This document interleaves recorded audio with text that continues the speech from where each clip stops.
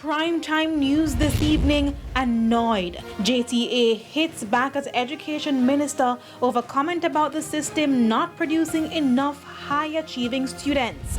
Extension granted. CXC pushes back deadline for submitting SBAs. And crime causing educators grief in Westmoreland.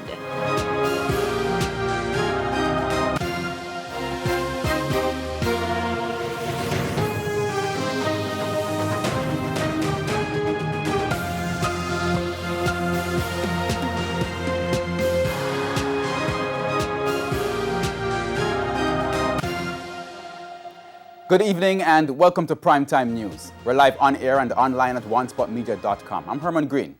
Also this evening, the top business stories of the day. There's sports commentary, e-prime, and weather.